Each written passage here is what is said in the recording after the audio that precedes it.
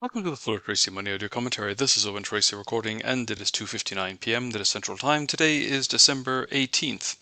Well, the regular CPI number came in at 2.6% today. That's a big drop from the last reading, and it was probably influenced by the government shutdown.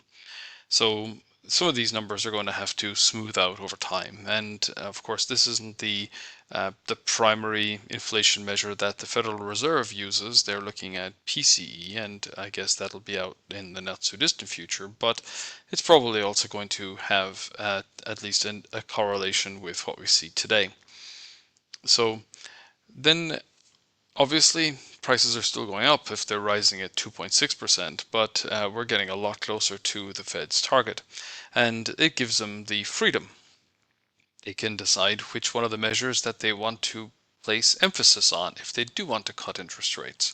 Now, of course, there is still the whole question about tariffs and then the extent to which they will influence consumer decisions about purchasing, and then the knock-on effect and the lagged effect really of how high interest rates were for such a prolonged period of time, what that has done to consumer sentiment.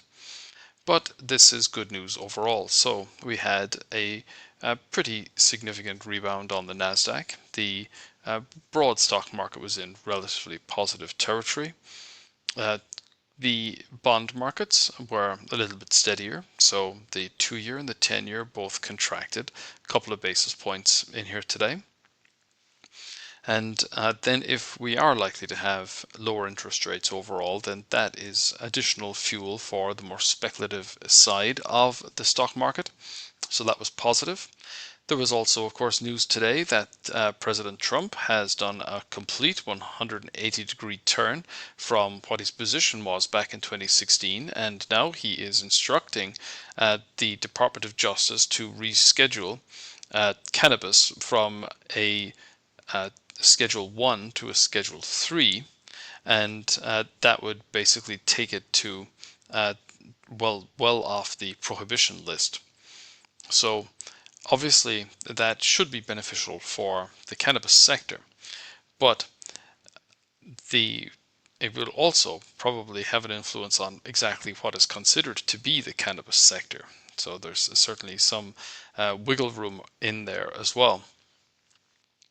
Now, of course, we still have these big questions around the conflict in Ukraine and how close are we to any kind of resolution.